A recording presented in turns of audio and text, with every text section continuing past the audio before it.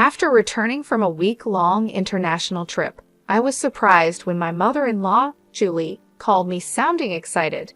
She mentioned something about a $100,000 windfall we had apparently saved. Confused, I tried to remember any recent time I had saved such a sum. As a freelance jewelry designer, I do have a savings account for emergencies, but I don't keep large amounts of cash around, and my bank card was with me the entire trip. Normally, no one else has access to withdraw such a large amount from my account. Julie said, "He gave it to me, so I took it from the sideboard drawer. You guys are doing well, so it's fine." Her words left me bewildered. Before I could ask more questions, she quickly thanked me and hinted at counting on me for future financial help, before hanging up. I was left puzzled about the missing $100,000 until Larry, my husband, came home and explained the misunderstanding. A month later, Julie bombarded me with numerous calls. At first, I ignored them, but the constant ringing eventually made me answer. Seeing over 50 missed calls on my phone was alarming. When I picked up, Julie's loud voice filled the room, accusing me of ignoring her. Her tone suggested she felt wronged, but to me, it was just the result of her assumptions. My life as Olivia, a 37-year-old busy freelance jewelry designer wanting children, but overwhelmed by work, is shared with my equally busy husband, Larry.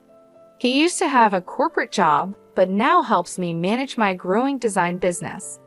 Early in our marriage, my design jobs were rare, and we largely depended on Larry's steady income. Now, as my business flourishes, our roles and responsibilities have changed, but so have our challenges, like dealing with unexpected family misunderstandings about money. As I neared 34, my career as a jewelry designer was taking off, and I needed to organize my busy schedule better. Seeing the demands of my business grow, my husband, Larry, who was doing well at his company and about to get a promotion, made a bold choice. He quit his job to join me, using his management skills to help our business. Together, we got contracts with big international brands, improving both our work and personal lives. But with success came new challenges, especially with Larry's mom, Julie. She lived alone and saw our lives as luxurious, often asking us for money. "You always seem to be living so lavishly. I'm jealous," she would say.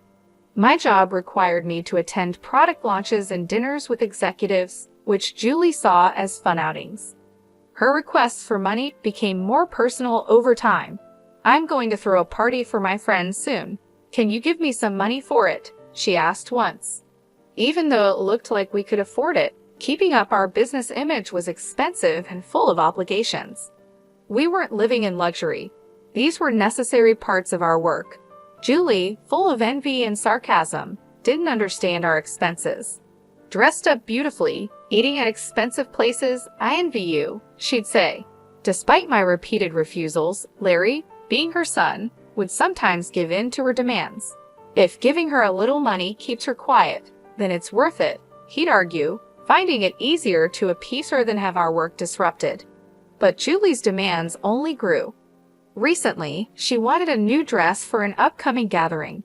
Just the other day, Julie came over and pestered Larry. "Wouldn't a three-piece suit work? We've been asked to buy clothes before," she said. "There might be cheaper options, but what Julie wants is certainly not cheap." I explained to Julie that it was a fancy party and she couldn't be the only one in old clothes. She also insisted on a matching bag, which left us frustrated. To handle her frequent requests, Larry had set up a credit card in Julie's name for her expenses. At first, she overspent a lot and Larry had to warn her. Even though he asked her to tell us before making big purchases, she kept spending too much. This constant demand for money left both Larry and me exhausted, trying to support family while keeping our business stable. I found an exquisite ring and couldn't resist buying it, though I regret not telling you first. Unfortunately, the bill was huge. Julie said, "If spending is going to be this uncontrolled, maybe it's best to take back the card." "We just can't cover these costs," Larry said. The credit card was in Julie's name, but Larry was the one managing and paying the bills. Julie treated the card as if it had no limit, not realizing every purchase had to be paid for. Since the money wasn't coming directly from her, she kept using it freely. To control her spending, Larry set a limit on her card. Julie stormed into our home one day, frustrated. "What the heck? I couldn't pay for my shopping the other day." "Why?" she complained. We explained that her excessive spending was straining our finances, so we had to lower her limit. "It's still enough, right?" Larry asked, trying to keep the peace. "But you two are still dressing up and going to fancy places. How is what I'm doing any different?" Julie protested, thinking our activities were just for fun. "That's part of our job, Julie. If that's a job, then what I'm doing isn't any different. It's unfair that only you two get to have all the fun," she argued. While it's true that our work involves attending events in luxurious venues, these are professional obligations, not leisure activities. Despite her misunderstandings, setting a limit on Julie's credit card seemed to calm things down. Occasionally, Julie would visit and complain to Larry, but overall, life continued without major disruptions. As the year ended, an exciting opportunity came up. A foreign brand manufacturer approached me with a proposal to expand our business by moving overseas. This prospect thrilled me as it could elevate me to the ranks of top-tier designers. Larry, ever supportive as my manager, was all for it. "It's a chance we have to take," he affirmed. However, the idea of moving abroad brought a new concern. Julie. Given her past behavior, it was a real worry that she might insist on joining us overseas. The thought of living internationally was exciting, but dealing with Julie's demands in a new country was daunting. When we told Julie about our plans to move overseas for work that weekend, she reacted as we expected. "I want to come too," she declared, assuming our move would be a long vacation. Larry tried to explain, "We're going there for work. It won't be as leisurely as you think." But Julie was skeptical. "You're trying to trick me. You're planning to live even more lavishly there without me watching," she accused. "We're not moving there permanently. We'll come back after our work is done," I explained, trying to calm her concerns. Yet she retorted, "You're saying that, but you're planning to leave me behind, aren't you?" Larry and I were both exhausted by this repetitive argument. In an attempt to compromise, Larry suggested, "Okay, we can't take you with us, but how about we pay for a week-long trip for you instead?"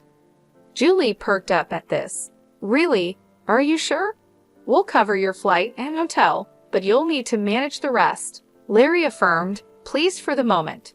However, the peace was short-lived. A few days later, while Larry was busy with the move arrangements, Julie dropped by unexpectedly.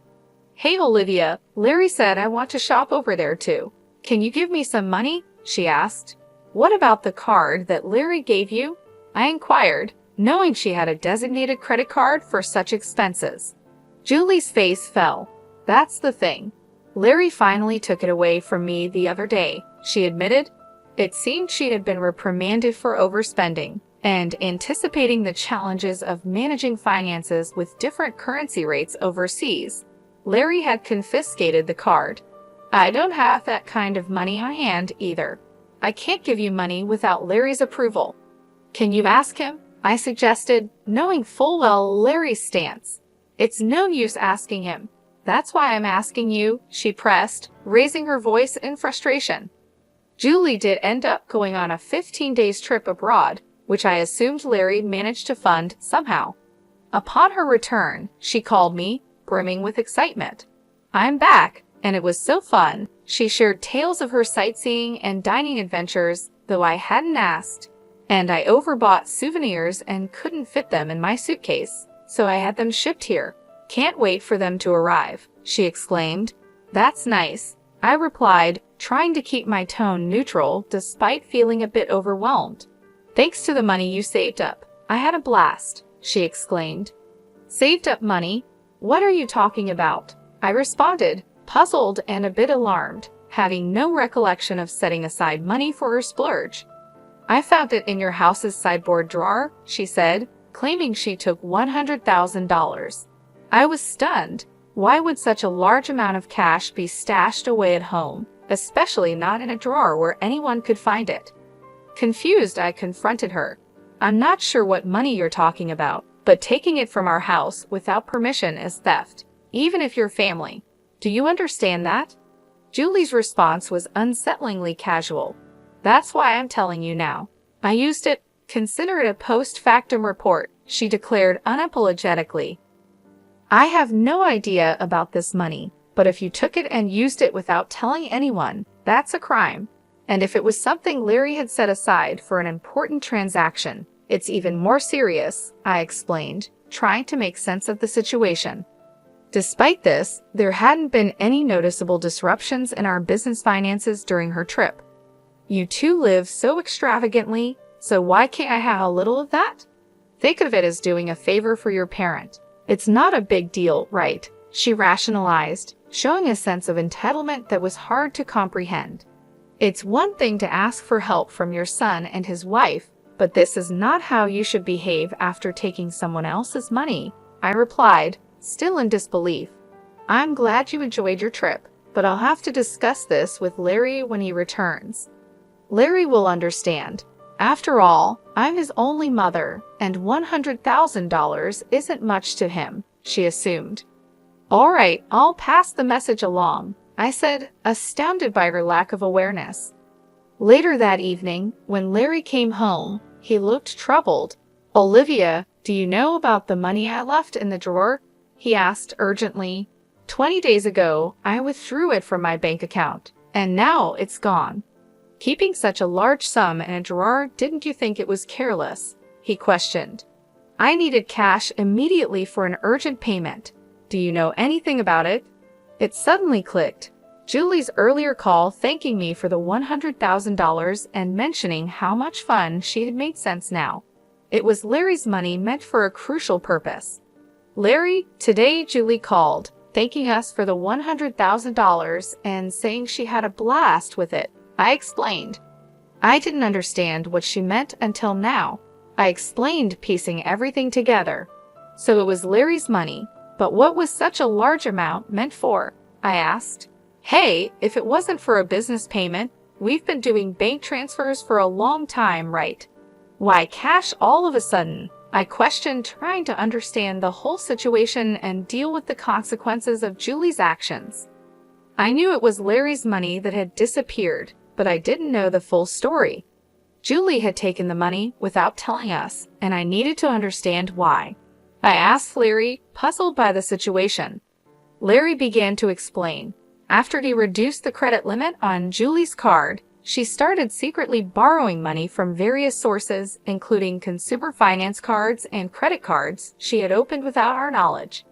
When Larry found out about her growing debt, he took away all her cards and withdrew cash to settle her debts directly, aiming to bypass the banking system to keep our business accounts clean and maintain trust with our partners. This was also partly a farewell gesture, as we were moving abroad and wouldn't be around to manage such issues for her. Larry explained, I planned to handle her debts discreetly to prevent our financial records from getting complicated. A month had passed since then, and as I was busy packing for our move, Julie's frequent calls became hard to ignore.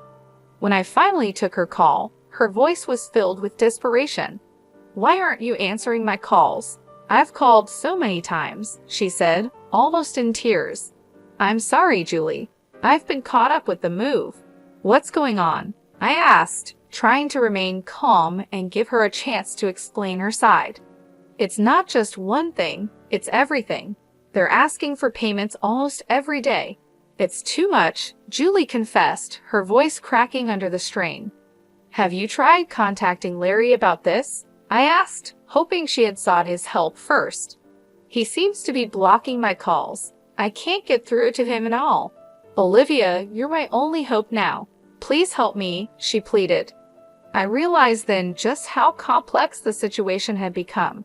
Julie's financial recklessness had led her into a maze of debt, and now, cut off from Larry's assistance, she was turning to me as her last resort. As we prepared to start anew in a foreign country, Dealing with Julie's financial chaos demanded immediate attention before we could fully focus on our new beginnings. I was surprised by Larry's drastic approach toward his mother. If he had used the prepared funds to settle Julie's debts directly, this stressful situation might have been avoided. Now, Julie was overwhelmed with collection letters and constant calls from finance companies and lenders. It was like a scene from a dramatic film, something I never thought I'd see in real life. I'll talk to Larry, but I can't guarantee what he'll do. A son should help his mother in trouble, right? Please ask him for me, Julie pleaded at the end of our conversation. But with our business expansion coming up, our finances were already stretched thin. We couldn't afford to help Julie more, especially since she misused the money meant to settle her debts. When I told Larry about the call, he responded with a mix of fatigue and resignation. I had planned to sort things out before we left, but she squandered that chance herself, he said coldly.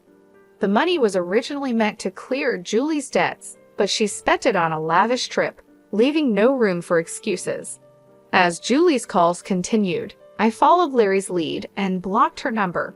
Part of me wished to help her. She was, after all, Larry's mother, but there was nothing I could do if he chose to detach from the situation. Meanwhile, our move overseas was fast approaching, and I still had a lot to pack. Amid the chaos, I discovered more troubling news. Julie had decided to sell her house to manage her debts. It turned out she had hidden even more liabilities than we knew. The total amount was so large that even after selling her property, she couldn't cover it all. Losing the family home where Larry had grown up was deeply upsetting. Our family home is gone. Are you okay with that? I asked, sensing his sadness. How can I be okay? But there's nothing we can do, Larry replied, his voice tinged with sorrow. Losing the house where he grew up must have felt like a great loss, much like how I felt when I lost my parents' house early in life.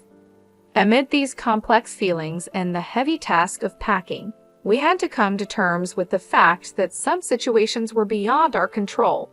We needed to focus on our future as we prepared to start anew in a different country.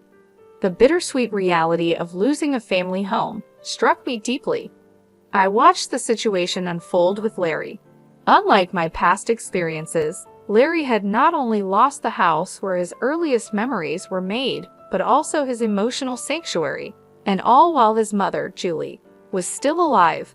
It's a hard feeling to describe the mix of loss and displacement, especially under such painful circumstances. It's more than just losing a building. It's about losing a part of your history and the comfort of a place to return to that no longer exists. Julie now lives in a modest apartment and faces the daily struggle of managing her debts. She works part-time, which is tough given her age.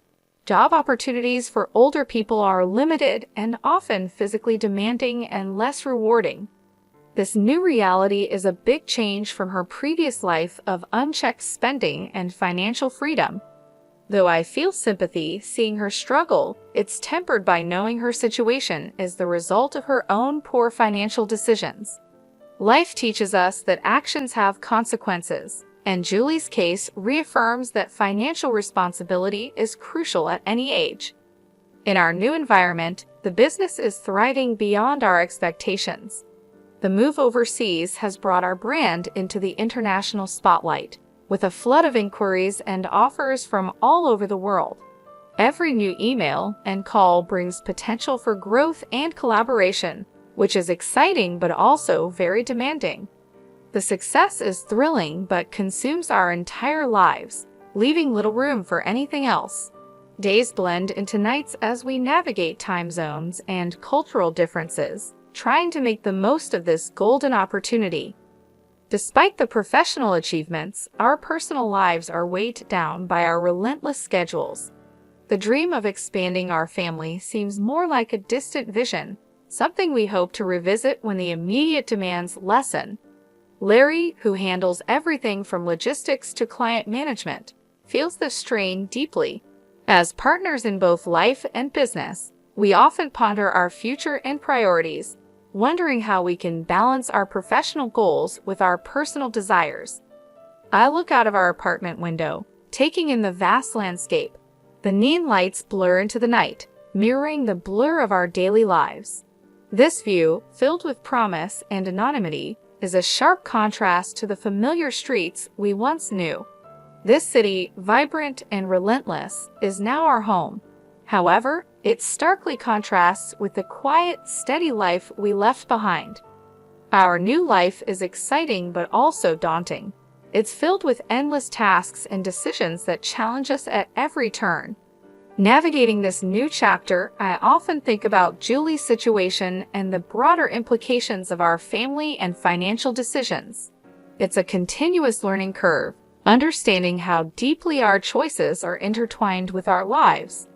Each decision, each sacrifice, and each success shapes not just our immediate circumstances, but also the legacy we leave behind. This view is full of promise and anonymity, a big change from the familiar streets we once knew. This city, vibrant and relentless, is now our home, but it is very different from the quiet. Our new life is exciting but also challenging, with endless tasks and decisions at every turn.